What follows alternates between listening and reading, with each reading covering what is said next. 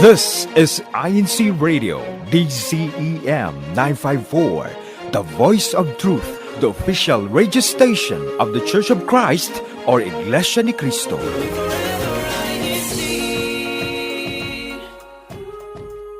Good morning, everyone, and welcome to INC Radio Florida. I'm one of your hosts this morning, Brother Robert Tapalis, coming to you from here in the middle of it is the middle of summer here in Tampa, Florida, here on the east coast of the United States. Today, of course, is Saturday, the 21st of June. Can't believe we're that far into June already. It's a little past 9:30 in the morning here on the east coast of the United States. Nice, hot, sunny, humid, all the things that you come to expect of being here in Florida. But before we get started, we've got a very, very cool topic that I think is going to be very timely to discuss today about raising siblings and whether or not is it possible for your siblings, your children, to be best friends. Well, we're going to find that out a little later here in the show. But before we do that, we want to give our international greetings and shout outs to our audience all over the world by tossing it over to Sister Audrey. Good morning, Sister Audrey. Good morning. Hello, everyone, and thank you for joining us on INC Radio Florida this morning. Of course, wherever you are joining us from, we would love to hear where you're joining us from and what you're experiencing, what your thoughts are on the topic later on. So feel free to drop it down in the comments below. Ciao, buonasera, buongiorno, wherever you're from. ¿Cómo está? And so, of course, send your shout outs too, because we know this is a worldwide show, and so we know that your loved ones are also watching. And if you want to shout out to any of your friends or family, we would love to read them later on. And of course, engage with us in the topic, because I believe for anyone that has a sibling, today is going to be a very relevant topic. Am I right, Sister Elida? Hello over there in Central Florida. Hello, Sister Audrey, Brother Robert. How are you guys? And I agree. I'm excited for this topic. I have a brother, but I'm excited to talk about it and, our lives growing up. And I can't wait to hear you guys' experiences as well for this. So it's a beautiful day and I can't wait. Actually, we have so many greetings already. And we just started. I'm so excited for this show. You have a couple of shout outs you want to read there, Sister Elida? Yeah, sure thing. We have Sister Melka, who said hello she's from District of Florida. She's actually our district minister's family. We have Sister Amor, Sister Chelsea, Sister Jadalyn. We have Brother Benjamin, Brother Adrian, Brother Mario, Sister Alyssa.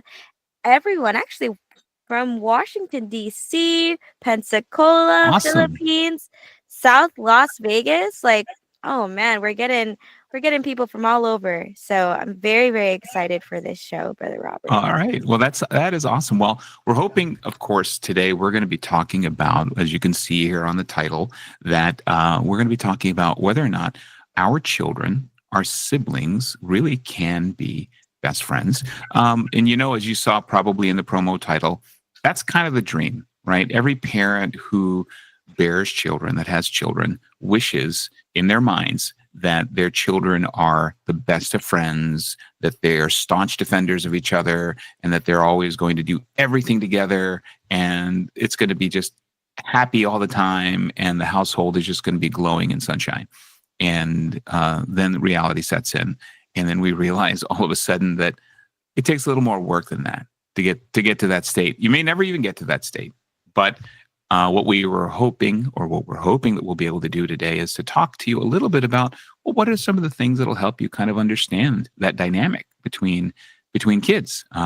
Sister Audrey here, one of our longtime hosts on the show, of course, is not only a mom, she's also a sister. She has a couple of brothers, and then Sister Elida also has a brother. I also have a brother and a couple of sisters that I grew up with. And but more importantly, I think Sister Audrey also, who is a mother of a 10-month-old, is going to need to kind of better understand how to raise siblings here in a very, very short amount of time. Isn't that right, Sister Audrey? I think we may have lost her there for a second. the whole thought of raising siblings, I think, has caused her computer to die, Sister Elida. I think so. I think so. She's now been silenced. She's turned and ran. I don't know. Well, let's hop right into the conversation here, because I think that when we talk about raising kids, like I'd mentioned earlier, it's every parent's dream that our kids just absolutely adore one another, and that they'll always be there for one another. And it's really tough, because when you talk about siblings, I think what happens is now there's a whole new set of dynamics that you have to kind of factor in, right? Because when that first baby comes, all of the attention is poured out into that child, right? They get all of the attention, they get all the love, and everyone just kind of crowds around them. And then another human being is introduced into the mix. And now when you've got siblings, you are faced with having to take what was previously just all of that attention poured into this one human, and now having to kind of spread the wealth. And more importantly, I think, Sister Elida, one of the things that we have to remember is that when we're looking at things like parental favoritism, right? It's not so much whether or not we're consciously doing it, but it's also how's it being perceived by the children, right? Because you may in your mind be thinking, oh, I don't favor any of my kids. I love them all the same. And then I've talked to kids who flat out said, no, so-and-so is mom's favorite and so-and-so is dad's favorite. And it's just obvious. But to the parent, we're like, no, we don't have any favorites. Have you talked to people who've said that before, who like, or do you have friends who like have told you like, absolutely, my mom's favorite is so-and-so? Yeah. I think, Brother Robert, actions sometimes speak louder than words. And, 100%. but also we forget that it's our parents, like first time living and going through these motions as parents too. So that's kind of something that I grew up kind of having to realize, like, oh, well, maybe it's their first time too. They're trying to figure it out as well. So maybe it's true. Maybe like they don't have any sibling favorites, but I kind of get it sometimes. I feel it. Well, in their mind, right? In their mind. I mean, every Yeah. parent has just great intentions, and that is that they want to love their children equally. But I think there's just a tendency to gravitate towards, one child because of whatever certain characteristics, right? And that's what really starts to develop kind of this. They use this term a lot in human resources and in companies, but this implicit bias, right? And implicit bias doesn't necessarily mean that you don't like one child versus the other, but it just means that you tend to gravitate towards one, and you do it sometimes subconsciously without even knowing. And so when we talk about sibling rivalries and really trying to figure out what's the root about that causes that, the jealousy, the competition, and what they say, one of the worst things is comparison, right? You always hear that, don't compare. And it's just so difficult when you have, and you're a sibling, for example, and you're witnessing this, with parents, like, why can't you be more like your sister? Why can't you be more like your brother? And a lot of that really comes out of just kind of that visceral reaction that parents have when something bad happens, because you're like, your brother would never do that, or your sister would never do that. And it's something that consciously parents have got to really kind of pause and think before they blurt out those things, because depending on who the audience is, right? You may be saying things that you didn't mean to say, but in the heat of the moment, you're saying those things, and that's creating that sort of implicit bias. You're doing those comparisons. And Sister Audrey, I think you're back. One of the things I was asking was,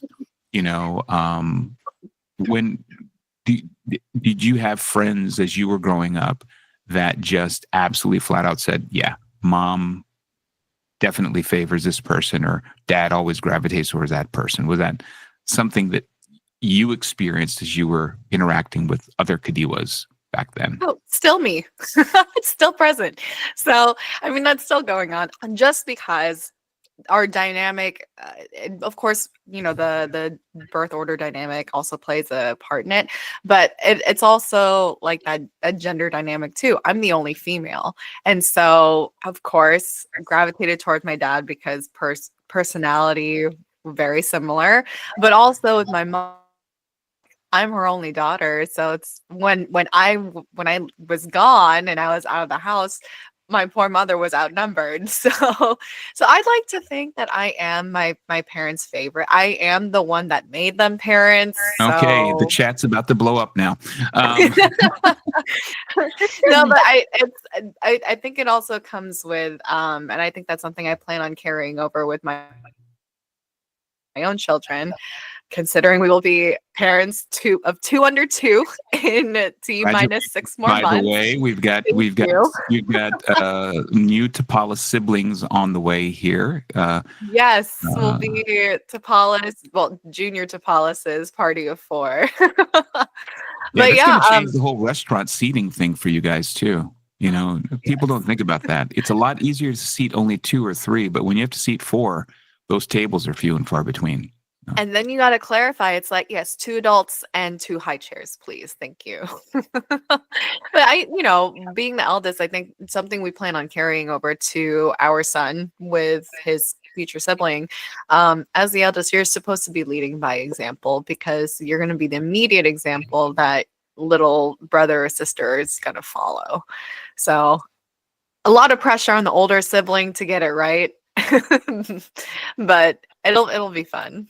Well, it's funny because when you talk about a lot of the common triggers, age gaps, obviously, right? So with our children, right, your husband RJ and Kat, his sister, there's a 9-year age difference between the two of them, and we'll talk a little bit about what that dynamic was like because I honestly we were super fearful, Sister Lulu and I, about that huge age gap and whether or not that just means like older brother just doesn't want baby sister around at all because you're like way too young. My friends are way too old for you to be hanging out with. But we were pleasantly surprised at the dynamic. But for you, Sister Elida, what's the age gap between you and your brother? So me and my brother are 4 years apart. 4 years? So, Okay. yes. So I would say our dynamic when we were really young, it was very much like, oh, older brother, oh, baby sister, that's my baby sister. So it was very, very kind. He's always taking care of me. He's making sure I don't get hurt. If I do get hurt, he helps me right away. And then as we got older, then it became like what you were saying earlier, like when my brother started hanging out with his friends, he's like, oh, do I have to bring her? Oh, that's my little sister. Like it went from baby sister, like, oh, that's my baby, to, oh yeah, that's just my little sister. Like, Tag don't mind along. her. He's tagging along and she just exists. Yeah, she's just there. And it's so funny because sometimes if my brother has been hanging out with his friends, my parents are like, you have to bring her. She has to go with you. And so oftentimes I'm like hanging out with my brother and his older friends, and I'm just like, hello, just there. I'm just here. And, Yeah, and all the taking up. other like brothers, like my brother's friends, like they don't bring their siblings. So I would just like be there. And I feel like sometimes he was just like, can it just be me? Like, can I just hang out by myself? And then as we got even older, he like left and joined the ministry. And I think that distance, it got, for some reason, the physical distance between us got larger, but the emotional connection got closer. So it was, yeah, it switched. So I think it was when we started both realizing like, no, like, we should be kind of friends. Like we should be talking about, like we're all each other have, at the end of the day, like friends, they come and go, but your siblings, they're there through it all. They've seen like you're good and you're bad and you're ugly, and they still love you. So that's something that I figure it out later or realize later. And yeah, to this day, I talk with my brother about a lot of things and always asking him questions. And he's always giving me exactly what I need to hear. So yeah, miss you, Kuya, if you're out there. Oh, well, it's so funny that you say that, because with that large age gap that Kat and RJ had, the 9 years is pretty significant. I think it's almost the exact same experience where, when they were both physically in the same place, same thing, like all parents do that. Like, okay, mom and I got to do something, so you got to take your sister with you. And it's like, oh, really? And so, baby sister's going along, and obviously when he was 12 and 14, she would have only been 5 or 4, right? So pretty big age gap. But I noticed the difference when they were older. He was still in college in Georgia, and we moved here to Florida with her. And it was almost immediate that first visit after we'd moved and they'd been apart for a while, that there started to be this closeness where, like, hey, I'm going, you want to come with me? Do you want to go do this? And then, like, Lou and I were looking at them like, they actually want to hang out together. What? Yeah. What's going on? And then I think that the bond started developing and the closeness because of that distance. But like you said, they realize that regardless of where they are, they have one another. And in their case, they're the only two, right? So they have one another that they have to be able to rely on and talk to. And I think she started to feel like she could confide in him as she was growing older into a lot of the problems and things that she was running into. And she had her kuya to be able to do that. Mm-hmm. So Audrey, you've got actually, what is it, like a year and a half age gap between yes. you guys? So me and my 2 younger brothers are a year apart. So me and the middle one, a year and a half, but the last 2 boys, they're a year and 9 days apart. So as soon as my mom healed with her C-section, time to open up again. Well, but with that age gap, though, when you guys were younger, was there a lot of like activities that you guys did together? Was it more forced, like what we were talking about with Sister Lyda and my kids, where it's like, you got to take your brother, you got to take your sister? Was that a similar dynamic for you, where it was, you guys just kind of had to do stuff together, or was this sort of this natural desire? I mean, it was a cool dynamic because we grew up in a very tight-knit community where we had the same classmates from elementary school through middle school through high school. And so because we were so close in age, those extracurriculars like track and chorus it encompassed several grades. And so it was cool because we saw each other, and then we were always able to be there for each other.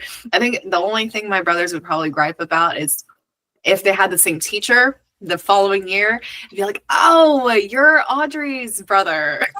And it was hard to separate their own identity away from whatever example I put ahead of them. And then it was just even worse for my youngest brother, because he would go with, oh, you're Audrey and MJ's brother. And it's like, he was just, okay, I get that. I don't have a name.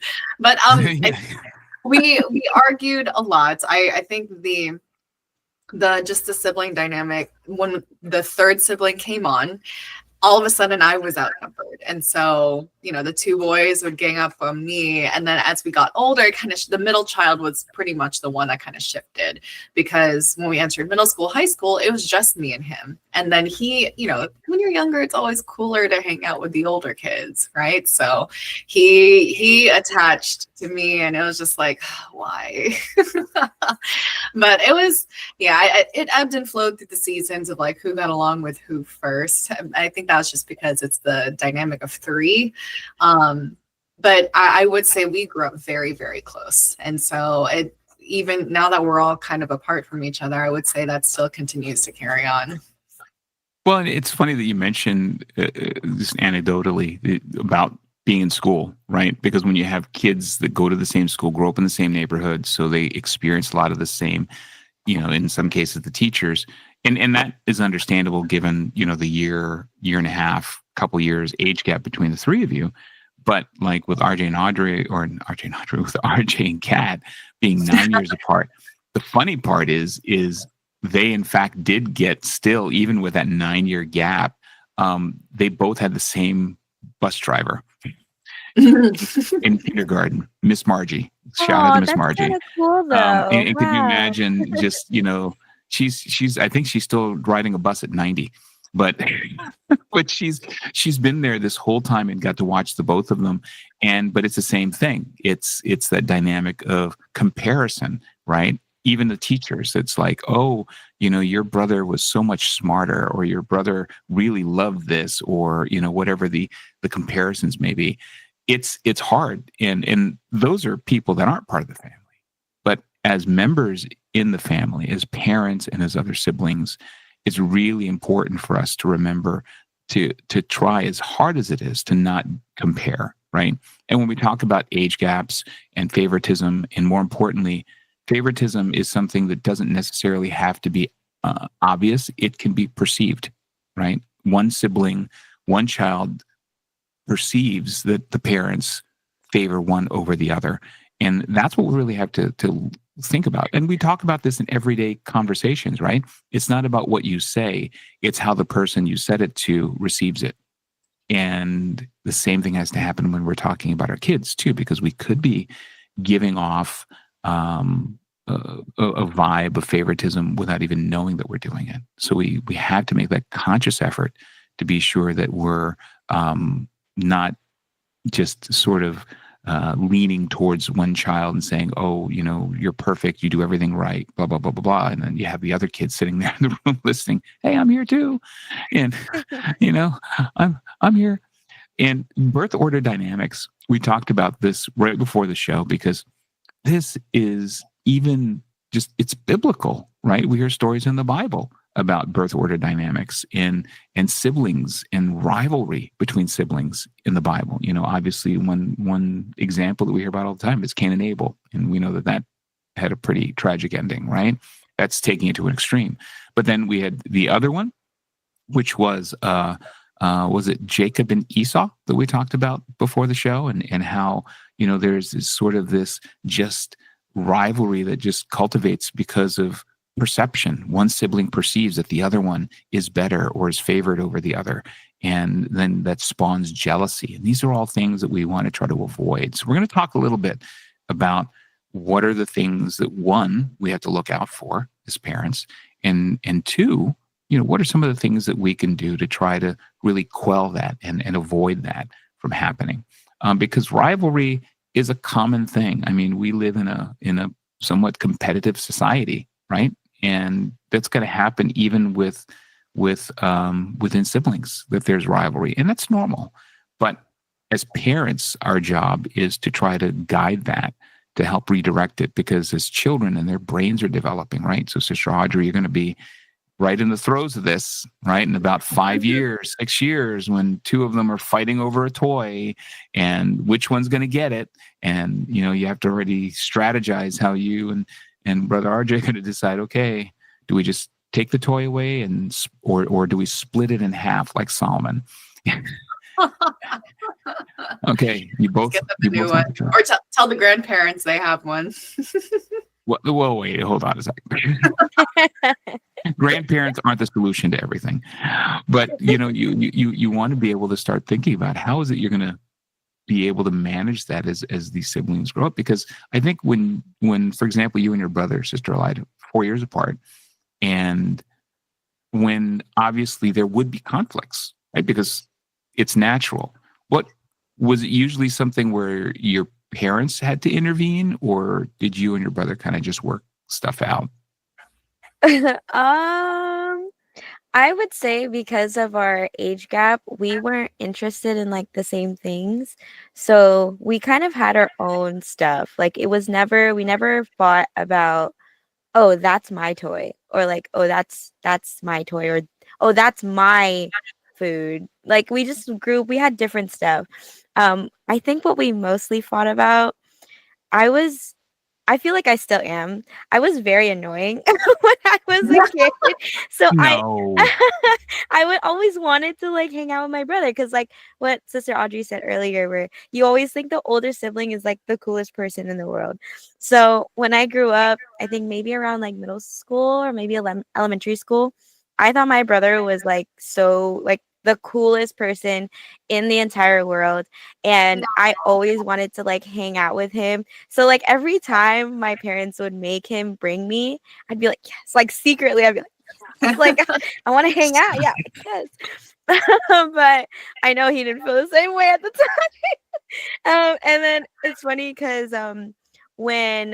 when we are like fighting over something, it's usually over like, let's say that I drank like a coffee or like I just got Starbucks or something, and I put it in the fridge, and then the next day or like maybe later that day, I'm like, wait, where's my coffee? Or like, where's my drink? And then he goes like, oh, that was yours? Yeah, I drank it. And I'm like, what in the world? Like, so we fought mostly more over food and like versus Well, like toys or anything. And well, then that probably makes sense because, being a sister and a brother, you probably don't have a lot of the same toys. It'd be yeah, different if you were two sisters or two brothers, because then right. the fights would be over like, makeup and stuff if it was sisters and brothers over whatever toys, right? But Yeah. yeah, I think food is a common source of a lot of aggression Oh yeah. No, like in many households. like we would not talk for the rest of the day because I'm like, why did you do that? That's so mean. Why didn't you just tell me? Did Starbucks write your name on the cup? That wasn't your name on the cup, was it? I'm like, you didn't Is want your to go name with me. Elida? Yeah, so I remember like those small like moments, or actually what Sister Audrey said about having like the same teacher. I don't know if we had the same teacher, but we went to the same school, and there were times that like I would have a better grade in that class that he maybe didn't have a good grade in, and he goes like, nah, it's gonna go away, like you're not gonna be that great of a student later. And I'm like, why would you say that? Can you just be happy for me? That's that inner jealousy that Yeah, started to, yeah. right? Yeah, and it happened like both ways too. So I think when I would need help with like homework, my brother would be in his room playing games.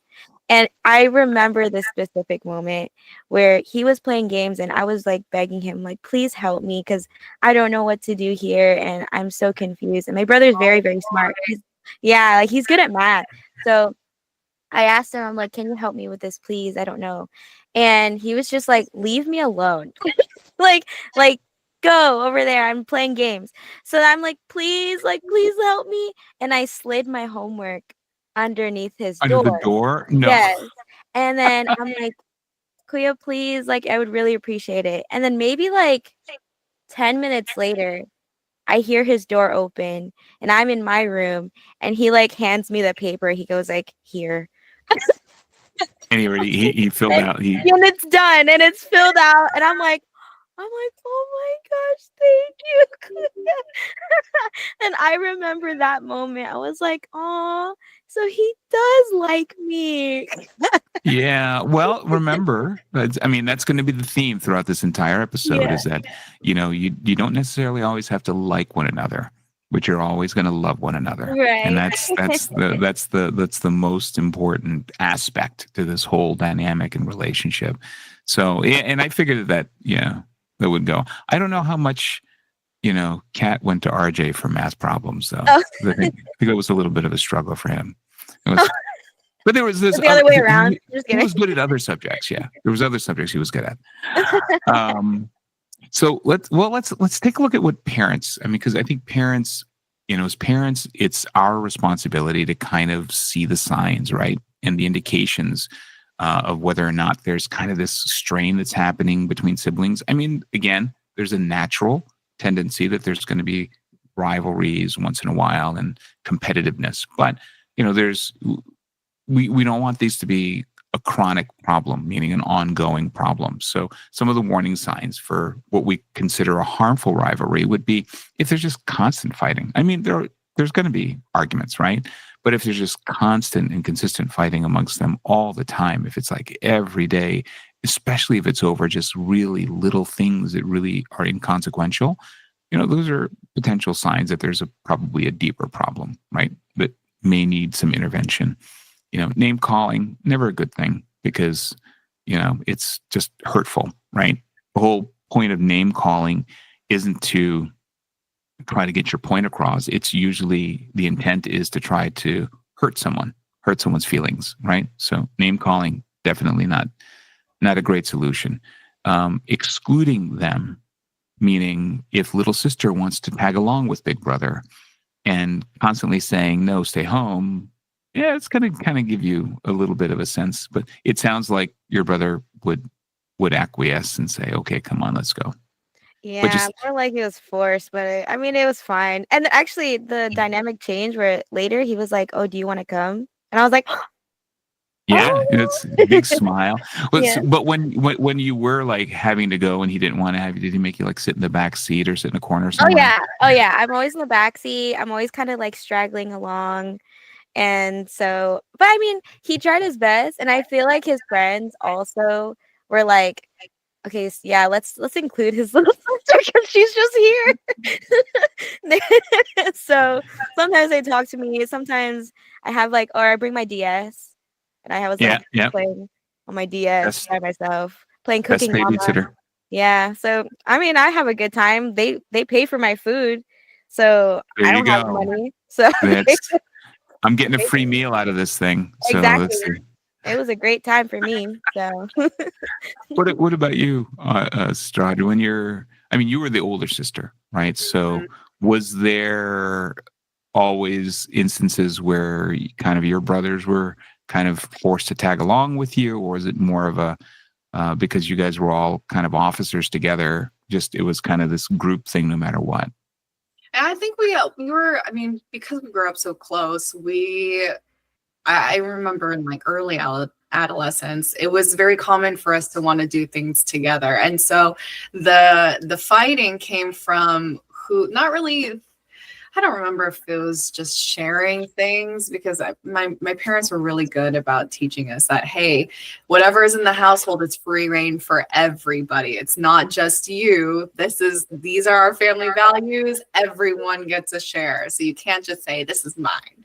The only time that line was drawn was parents and kids. But I think between the three of us, it was more so of the attention. Well, how come Andrew doesn't want to hang out with us? And because his personality was so different, he was so introverted, he would just prefer to stay home. And then the middle brother would always just want to come with me. And then when we're home, the middle brother would go to my youngest sibling and it's like, I just spent a whole day with you. Why do you want to leave me? Aww. So it was just sharing each other's attention. But when one of us didn't get it, we always had Nanai, mom, and dad to go to, or our cousins down the street. So it was, the dynamic was we were just, I think the friendship cultivated and grew early on, and that's the foundation of our sibling connection, because we don't really have a lot of things in common as far as interests. They just wanted to do things because they saw me doing it. But as far as, doing things together, I think that was always the common goal. Just doing things together, regardless of what it was. Cute. Yeah. I like that. That's so cute. So different. She was living the parents' dream. Right. I know. That is so cute. I also think that was my mom's way of please play outside and let mommy sleep. Yeah. Let me. I need a few hours of which you're going to be experiencing very soon, Sister Audrey. But I need a few hours of peace and quiet. Well, and so because you guys were sort of this squad or this team, because that's one of the signs of a healthy bond in a relationship is teamwork, like teaming up together, usually all the siblings against the parents, Mhm. or or two siblings against the one sibling, which that's not always good. But and then when you talk about like other signs of healthy bonds between the kids, usually there's always like these inside jokes, right? You walk into a room and all the siblings are snickering about something, and then as the parents, we walk in and we're like, "What are you guys laughing at?" And everybody gets quiet.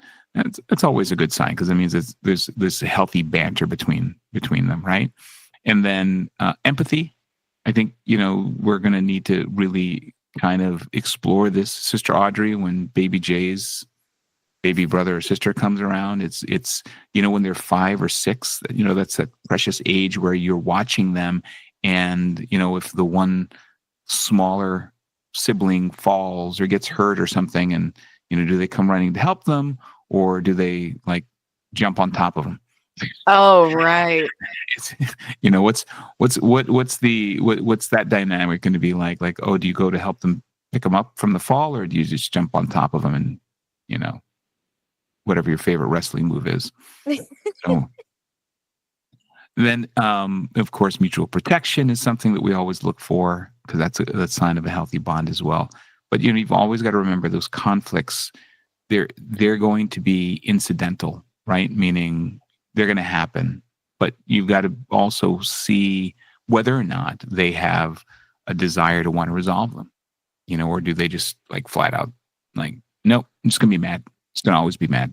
You want to start to really work on developing that. And that takes us really right next to the next topic, which is, well, what are some of the strategies? I mean, I hope you're taking notes here, Sister Audrey, because these you're gonna need to check these boxes here in a very short amount of time.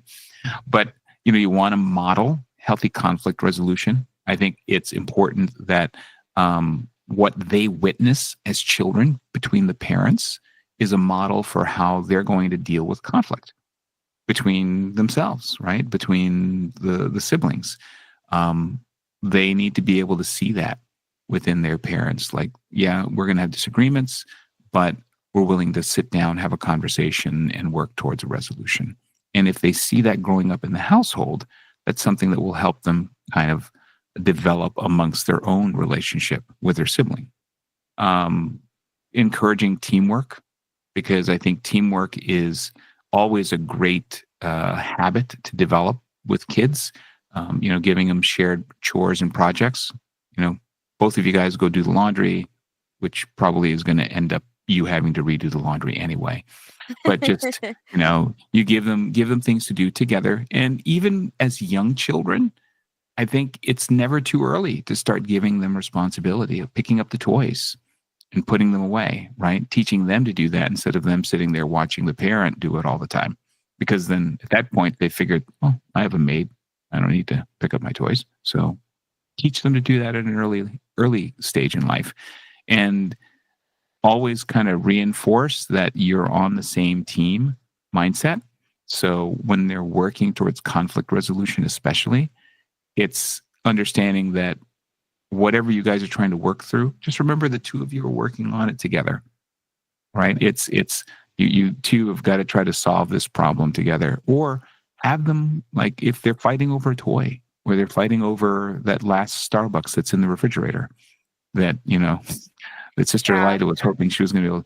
The parents could come in and say, "Well, yeah." I would say actually that's one of the things that my parents always had to say when we fought. Like, guys, come on! Like, it's just this. Like, you can get another one. It's not that big of a deal. Like, go together. Like, go get it together. Actually, go get 2 next time, or like something like that. Or maybe ask your brother if you want this when you go, or ask your sister. So they're always coming up with like a solution.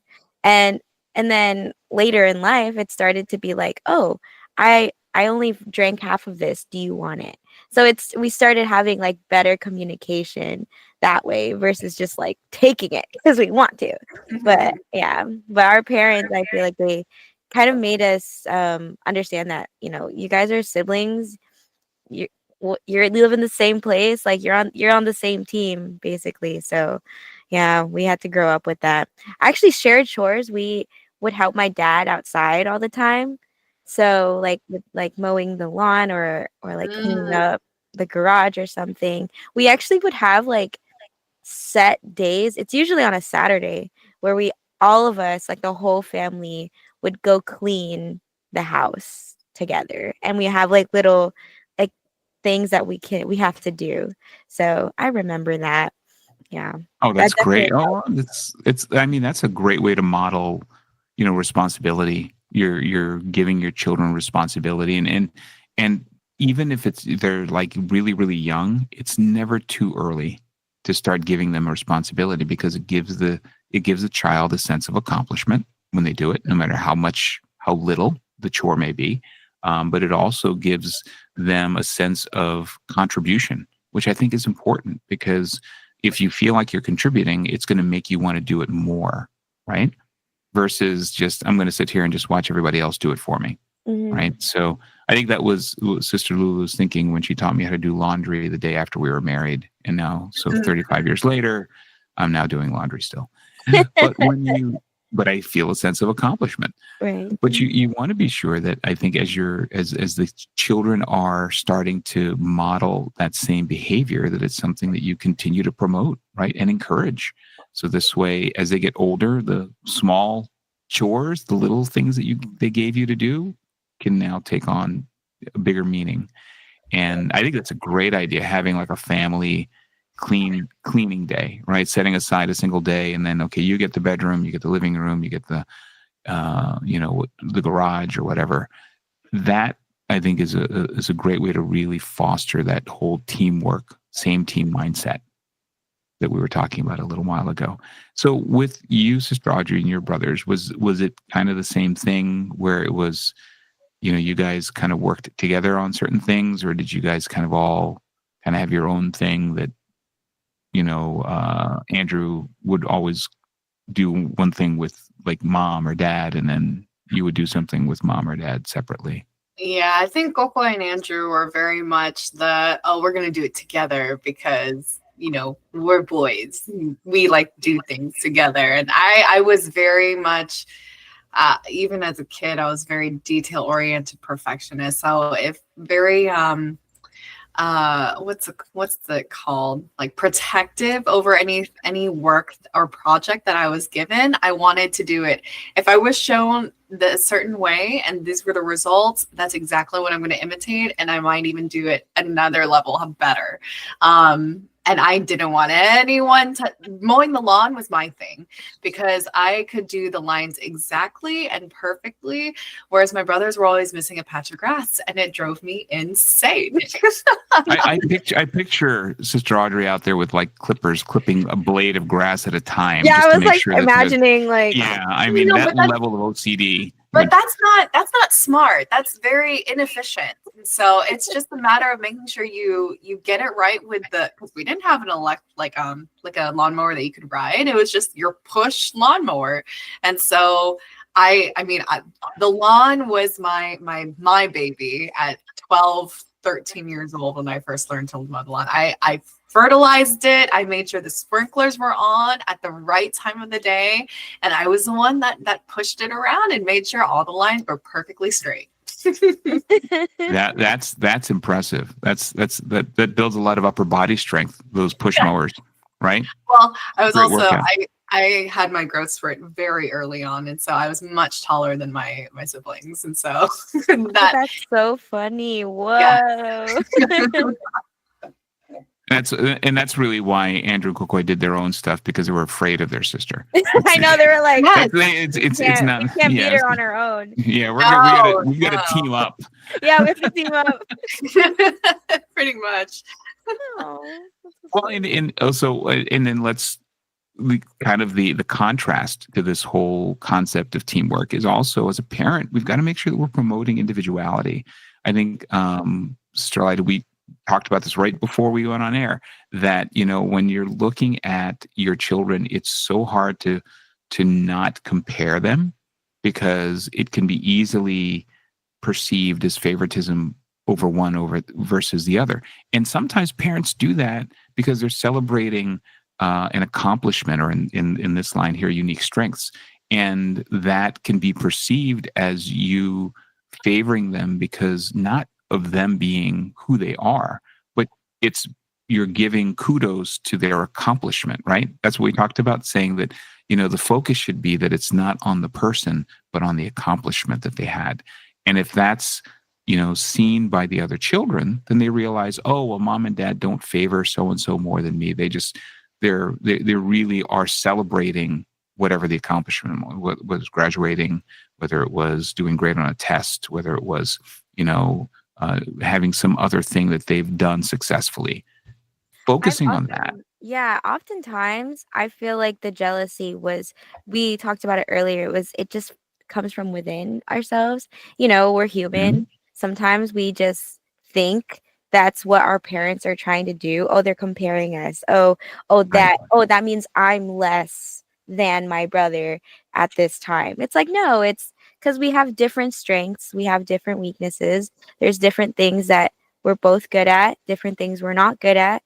Maybe the other one's better at it than the other person, but it doesn't mean like it's comparing, one is better than the other, And so when you said that earlier, when we talked about it, how celebrating each of them's strengths, I had to think to myself like, oh, okay, I shouldn't be jealous because I'm not good at it, but he is. And, I should celebrate that with him too. He's my brother. Like I should be Yes. proud of him, instead of being like, this, that, and that, like, being all negative and sad about it. So I learned that later for sure in life. So now it's definitely better now, where if something happens, like I accomplish, my brother, he's one of the first people to be like, I'm proud of you, good job, you did great. And then same thing with him, he does something and I'm like, wow, Kuya, that was really cool, like good job, you did awesome, like I can't do that. And we start like, oh yes you can, oh no I can't. Like now it's a better dynamic now. And sister, actually, I want to mention something in the chat. Sister Annalisa, she was saying that like her kids, they fight over toys, and I was saying, oh no, it's gonna change. They're gonna start like who did something better than the other person, and it's gonna change. They're gonna start like hyping each other up.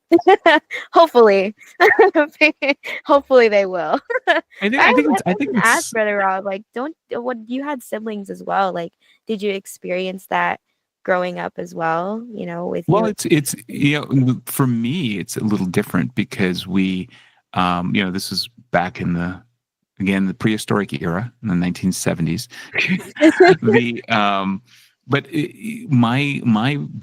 My brother and sister, well, two of them, the two middle ones, were actually they were born in the Philippines and they were raised there, where I was raised here in the States.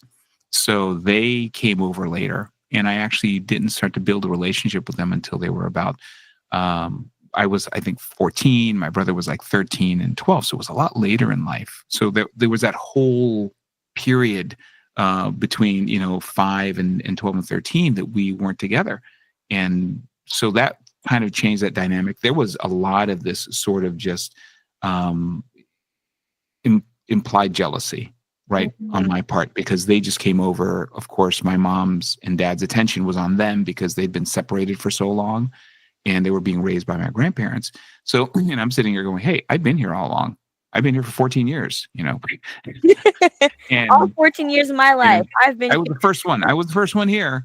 And so there was a lot of that sort of implied jealousy in the beginning. But then I remember the first day that they came and found out that now I had to share my room with the younger brother that I hadn't had for 9 or 10 years. I'm going like, well, wait a minute. The top bunk is mine. And there was just a lot of a dynamic that needed to be developed back then. So it's a little different. And my youngest sister, she was born here in the U.S. and I was there for her when she was born. And obviously, so it was almost like the two of us who were born here and the two that came over from the Philippines. There was kind of this whole awkward dynamic that started, right? me and baby sister, and then the two middle kids. But Mhm. now, as we got older, we all have our own kids. That relationship obviously has started to really solidify and has been nurtured. But so it's a little bit different dynamic because of the separation and the geography. But I can definitely see the differences when we went from being kids. Because I remember jealousy was so rampant back then that I think the worst thing I ever did was I poured a bowl of cereal over him. Over something Oh, silly. no. He was, like 12-year-old. Yeah. But you do that stuff as children, but then as you get older and you have kids of your own, or you start to start your own family, a lot of that stuff really changes, and you realize how silly a lot of it is, right? But And you'll it's still such do it sometimes just to prove Just to do it. yeah. I mean, when I see him, I mean, he and I, we're both now obviously, in our 50s and 60.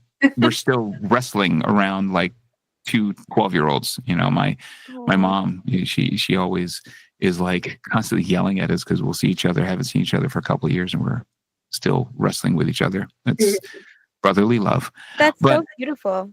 I love but that. what you see though is the importance that the role that the parents have to have, right, in Mhm. promoting sort of that teamwork and that feeling of not allowing the children to feel marginalized or trivialized.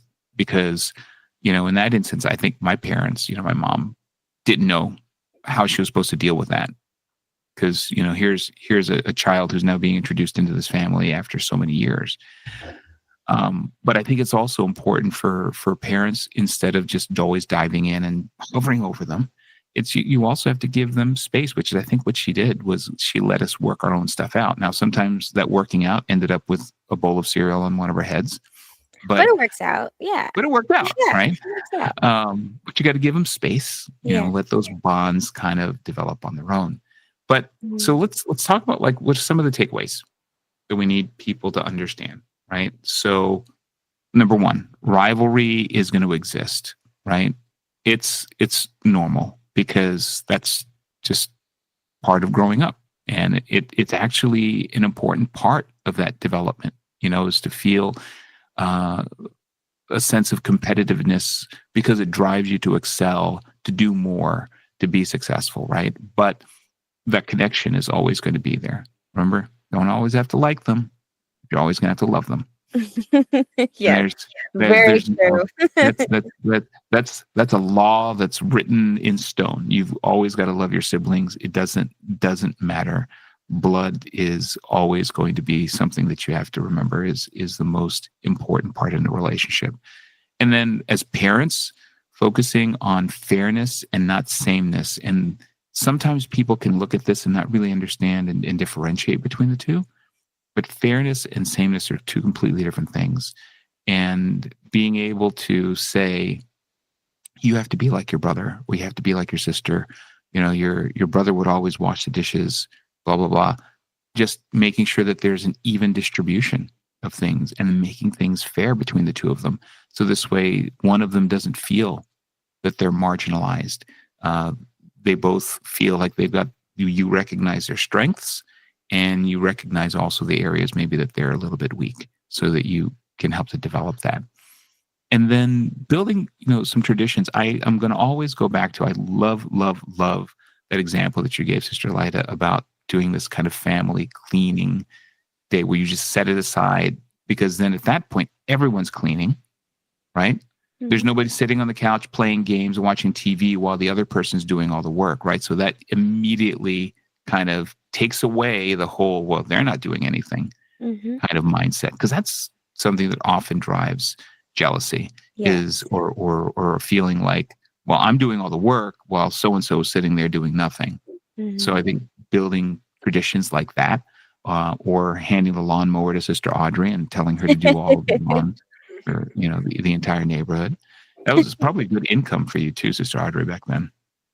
Oh, Huge. for income of what? She's It could have been, I if think you were entrepreneurial, you I could have said, gone well, we're and getting paid. You It's guys are getting not paid. believe in allowances, so we earned it by the grit of our teeth.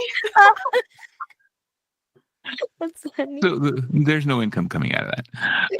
Glory. And then building traditions that emphasize unity. And I think that's going to be something for you, Sister Audrey, that you really are going to start to really think about, right? Because you have the unique opportunity, since baby Jay is 10 months old and baby Apollos is obviously going to be not far behind, to start building kind of this roadmap for the things that you want to do earlier in their growth, that can hopefully lead into them being able to work on their own relationship on their own.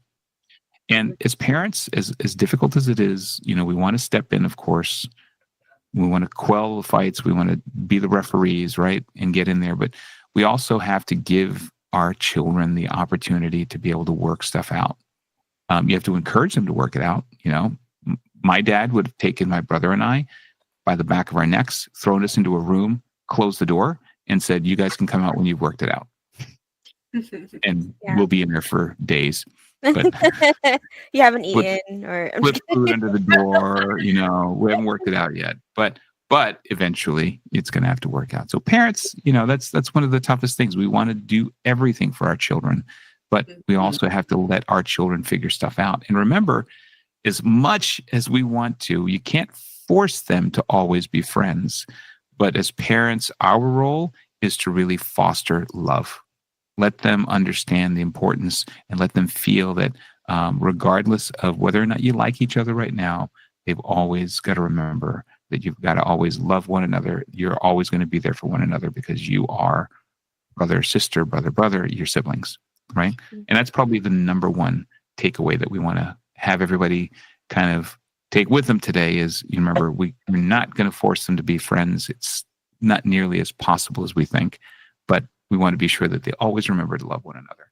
And, we're hoping that, for you guys that have brothers and sisters, kind of tell us a little bit in the comments about your experience with your siblings and, things that you maybe wished that you were able to experience with them. But we want to hear about those because it might give us another idea for a future episode. But before we go, I wanted to, of course, acknowledge and thank those that helped to make this show possible. And it begins with our beloved Executive Minister, Brother Eduardo V. Manalo, and of course, our Deputy Executive Minister, Brother Angelo Eranio Manalo, our station manager, Brother Wally Tarai, and also our executive producer, Brother Manly Ndaya. Thank you all for helping to promote our show, continuing and supporting the projects here for INCRadio Florida. I'd like to thank, of course, Sister Audrey, who's going to have a lot of practice. I hope you were taking notes today for your future siblings that you're going to have in your household, right? And Sister Lida, thanks so much for joining. Always a great conversation every time you're here. So we're always grateful when you're able to join us. And of course, to all of you that are out there and watching, please stay tuned because INCRadio Washington, D.C. is coming up next week. Please join us again at 9:30 in the morning here on the East Coast for INCRadio Florida. This is Brother Robert Paulus. Hope you have a great weekend.